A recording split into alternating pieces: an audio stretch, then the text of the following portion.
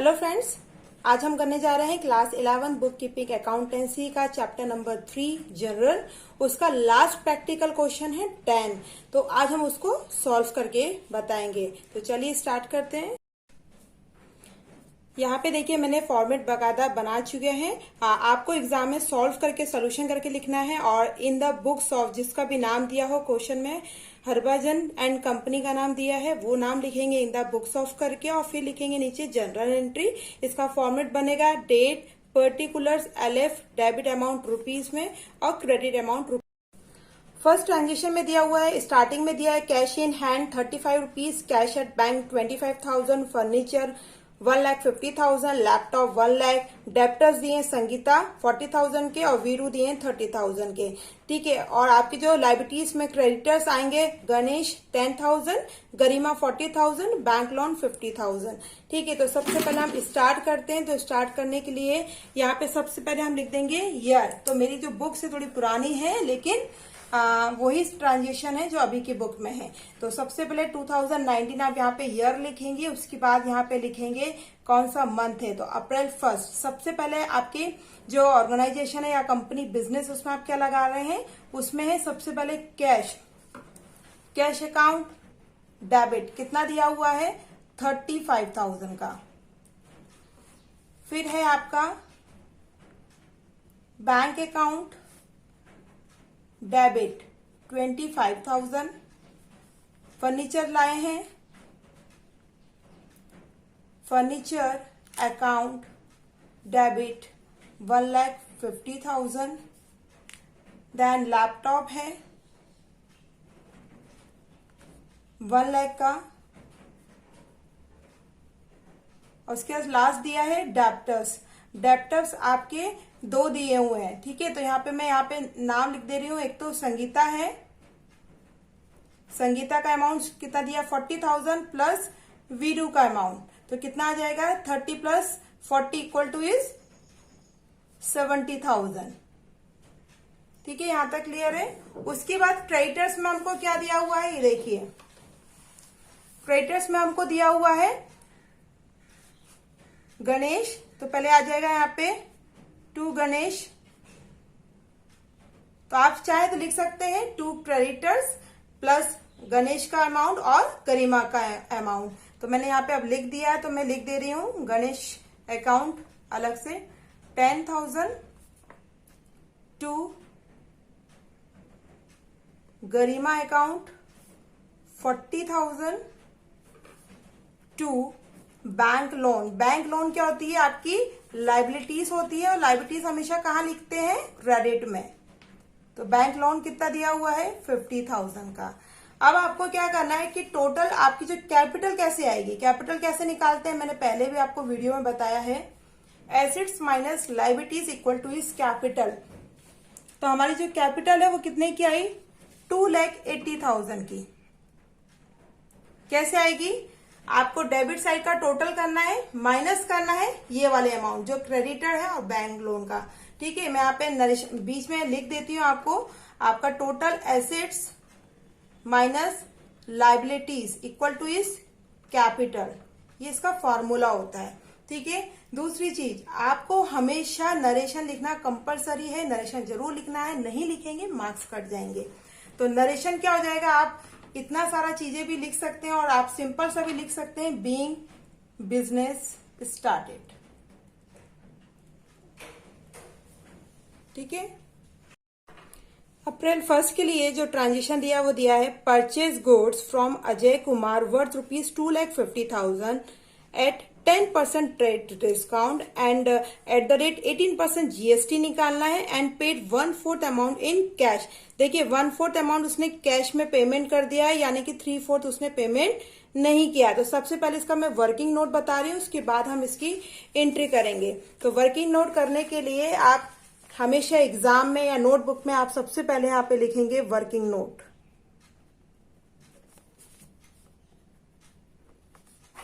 आपका जो ट्रांजेक्शन कब का दिया हुआ है, अप्रैल 1 का। ठीक है, परचेज कितने का किया है, तो हम पहले लिख देंगे परचेज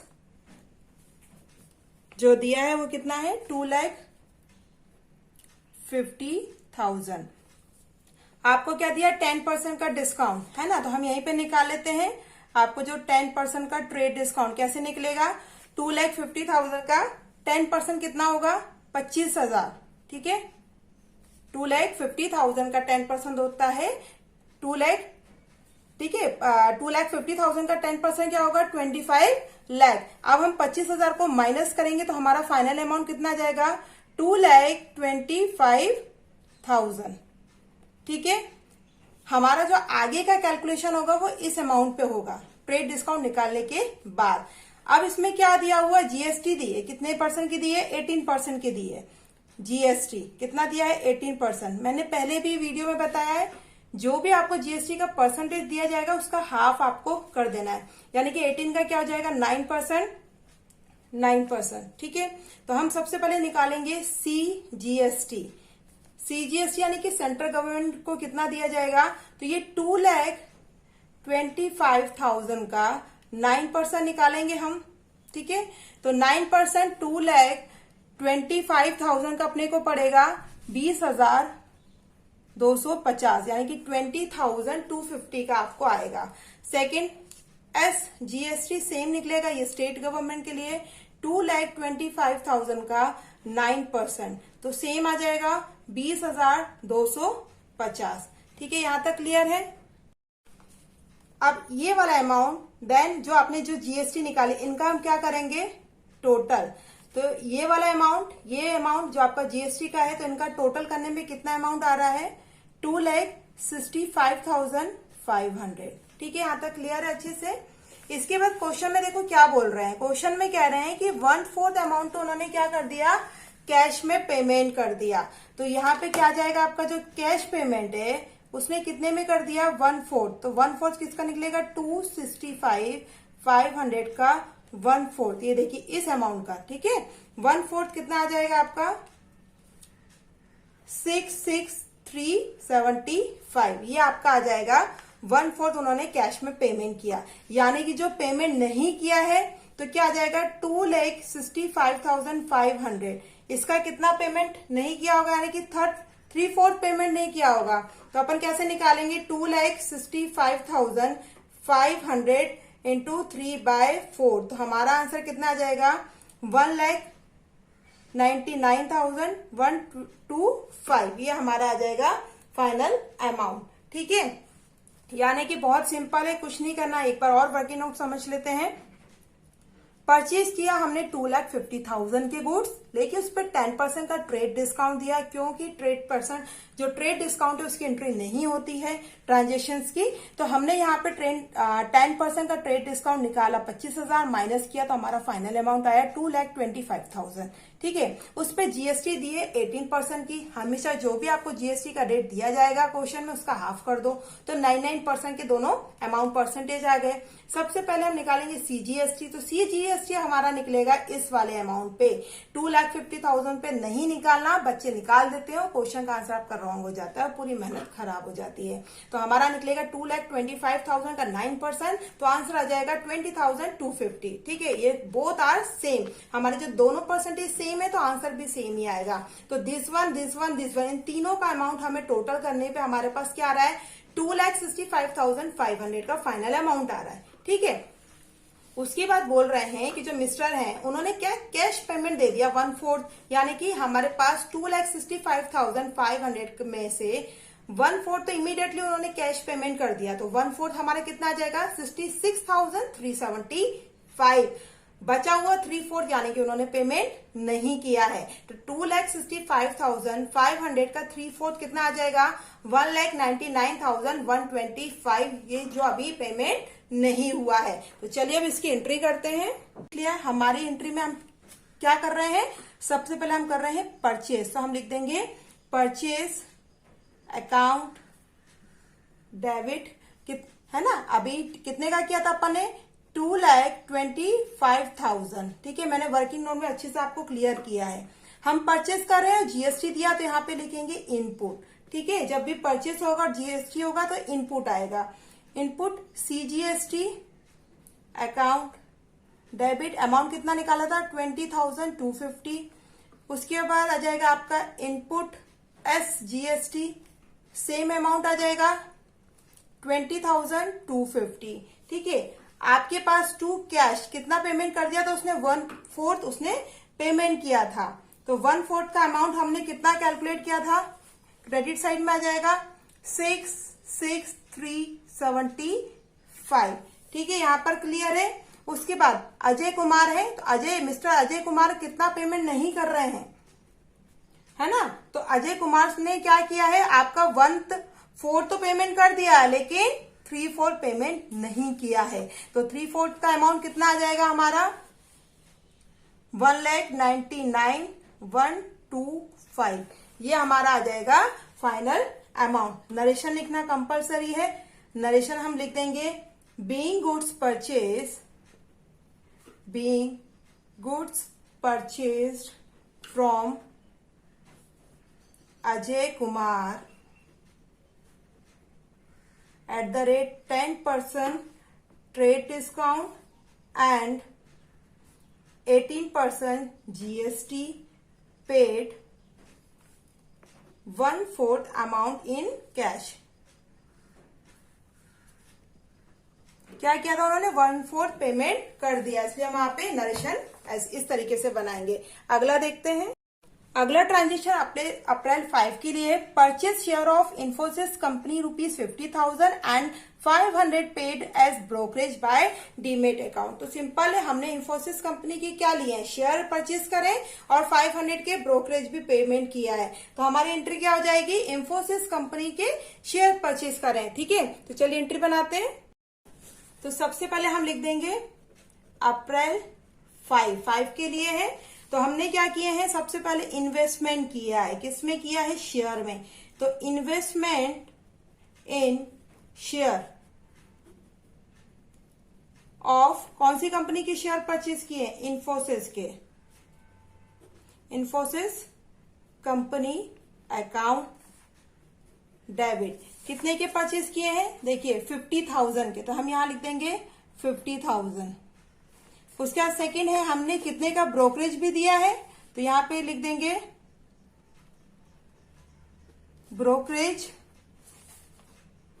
अकाउंट डेबिट, कितना है 500। ठीक है, तो टोटल हम जो पेमेंट करेंगे वो किसके थ्रू कर रहे हैं, बैंक के थ्रू, बैंक अकाउंट, तो कितना जाएगा 50,500। आया, क्लियर हुआ, बहुत सिंपल है ये। नरेशन लिखेंगे हम बीइंग शेयर परचेस्ड।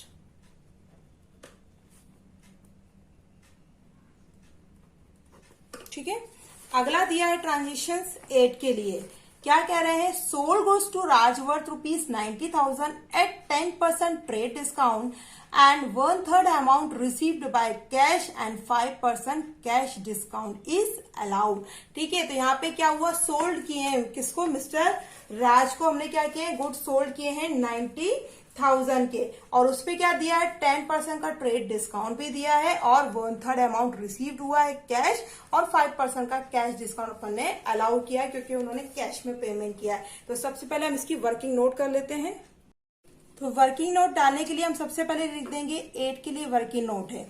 ठीक है, आपका जो गुड्स सोल्ड है वो कितने के हैं, 90,000 के। ठीक है, और उस पे जो ट्रेड डिस्काउंट है वो कितना है, 10%। तो 90,000 का 10% कितना हो जाएगा, 9,000। अब 90,000 में से 9,000 जाएगा तो कितना आ जाएगा, 81,000।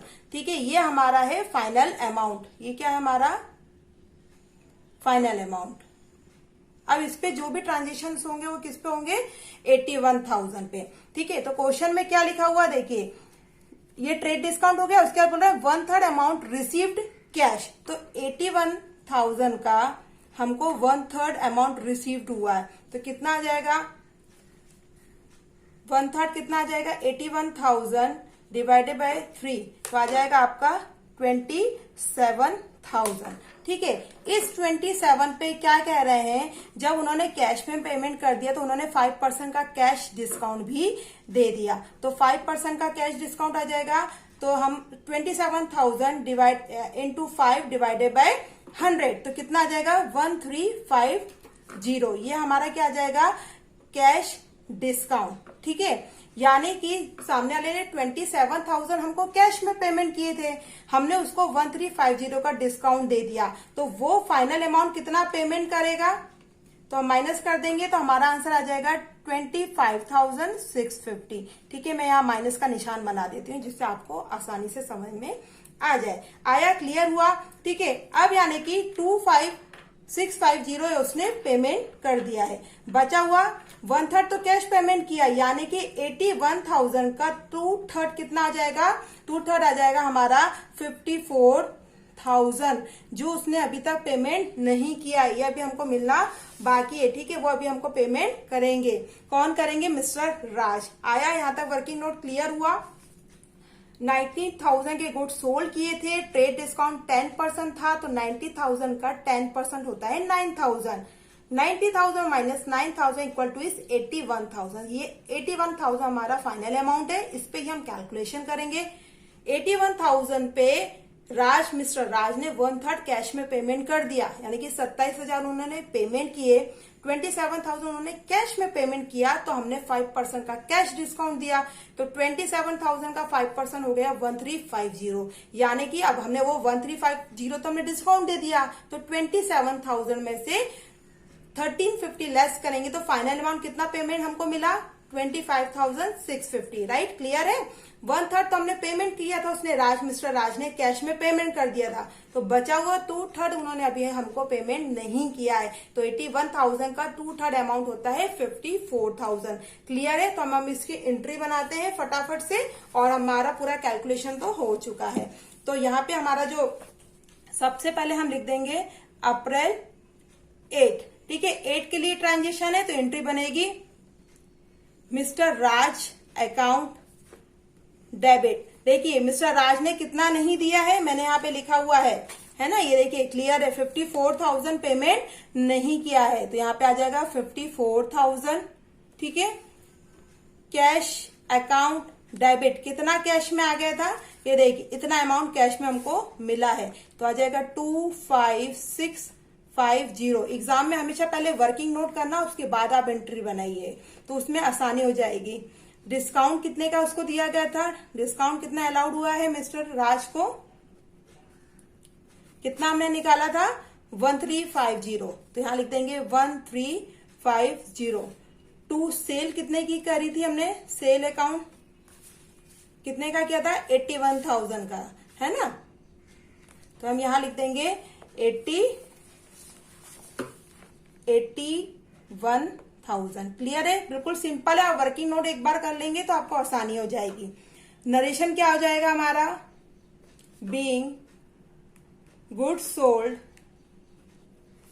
To Raj at the rate 10% trade discount and 5% cash discount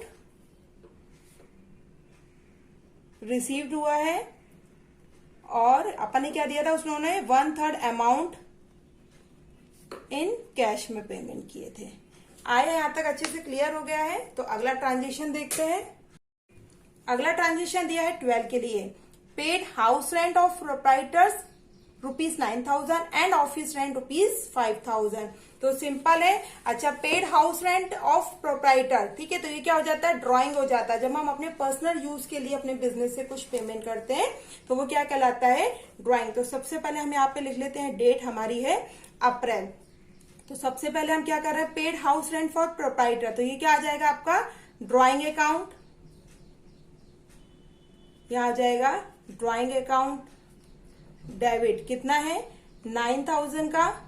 उसके बाद उन्होंने क्या पे किया है, ऑफिस रेंट पे किया है, office rent account debit to 5,000, ठीक है। और किस फॉर्म में करेंगे, कैश अकाउंट में।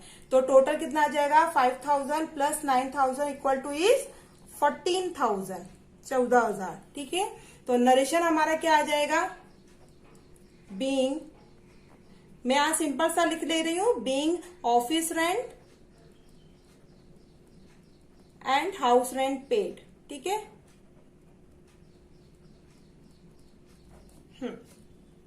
अगला ट्रांजिशन देखिए क्या दिया हुआ है, अगला ट्रांजिशन दिया हुआ है 15 के लिए, purchase laptop of ₹60,000 at the rate 18% GST and paid amount by cheque. बहुत ही सिंपल क्वेश्चन है। परचेज किया तो अपनी एंट्री क्या बन जाएगी, और लैपटॉप दिया, देखिए नाम दिया जाए किसी भी चीज का तो हम उसका नाम ही लिखेंगे। तो नाम लिखा है laptop account debit, input GST, input CST, account debit to, यहाँ पे चेक वर्ड लिखा है तो हम यहाँ पे लिखेंगे टू बैंक वर्ड। तो सबसे पहले हम इसका कर लेते हैं वर्किंग नोट, ठीक है। तो वर्किंग नोट बनाने के लिए यहाँ पे देखिए ये वर्किंग पेपर है।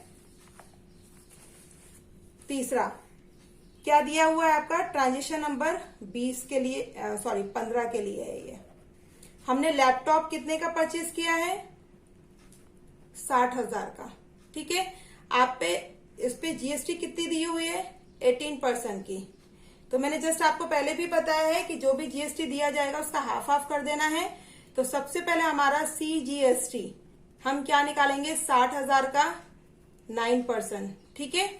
और दूसरा आ जाएगा SGST 60,000 का 9%। देखिए अपॉन में 100 तो 2 जीरो से जो जीरो कट जाएंगे तो हमारा कितना आ जाएगा, 9 6 54, तो 5400। बहुत सिंपल है, ठीक है। उसके बाद हमारा क्या आ जाएगा, 60,000 54 इक्वल टू 70,800 हमारा ये आ जाएगा टोटल, ठीक है। इजी है, आपको अच्छे से क्लियर हो चुका है ना। 60,000 का लैपटॉप परचेज किया, उस पे 18% का GST दिया था, यानी कि उसका हाफ 99% हमारा आ जाएगा 5400। तो जो अमाउंट परचेज किया था वो प्लस GST का अमाउंट, तो टोटल हमारी मशीन लैपटॉप कितने का पड़ गया, 70,800 का। तो चलिए हम इसकी फटाफट से एंट्री बना लेते हैं। तो तारीख आपकी दी हुई है 15 की। हमारा आ जाएगा, सबसे पहले हम लिखेंगे laptop account debit, input CGST account debit. देखिए लैपटॉप कितने का परचेज किया था, 60,000 का, तो 60,000। इनपुट GST कितना आया आपको, 5400 का, ठीक है। फिर यहाँ पे लिखेंगे input SGST account debit again 5400, ठीक है। टू हमारा क्या आ जाएगा, बैंक अकाउंट, क्योंकि हम जो बड़ा अमाउंट है वो पेमेंट किसके थ्रू करते हैं, बैंक के थ्रू। तो हमारा कितना आ रहा है, 70,800। नरेशन हम यहाँ पे लिख लेंगे, being laptop purchase at the rate 18% GST and amount paid by cheque, ठीक है। जब भी चेक वर्ड का यूज होगा हम वहां पे क्या यूज करेंगे, बैंक का। तो यहाँ पे मैंने जो प्रॉब्लम नंबर जो 10 हमने जो स्टार्ट किया है उसका भी हमने पार्ट 1 मान के आधा ही किया है। आधा में कल आपको वीडियो में बाकी के वीडियो में अपलोड करूंगी, क्योंकि वीडियो से लंबा हो जाएगा। तो आज हमने यहाँ तक का ट्रांजेक्शन किया है। आई होप आपको अच्छे से क्लियर हो गया होगा उसके कैलकुलेशन पे। और आपको ये वीडियो कैसा लगा मुझे कमेंट सेक्शन में कमेंट्स करके जरूर बताइएगा। और क्वेश्चन से रिलेटेड आपको जो भी क्वेश्चंस हो आप प्लीज कमेंट करके पूछिए, मैं जरूर इसका आंसर दूंगी। और आगे का जो पार्ट है हम वो नेक्स्ट वीडियो में आपके साथ शेयर करेंगे। तो अधिक से अधिक लोगों तक आप मेरे वीडियो को शेयर कीजिए, लाइक कीजिए और सब्सक्राइब कीजिए। और हमने पूरा इसको अच्छे से कैलकुलेशन वाइज समझा है। तो चलिए मिलते हैं नए वीडियो के साथ। Thank you.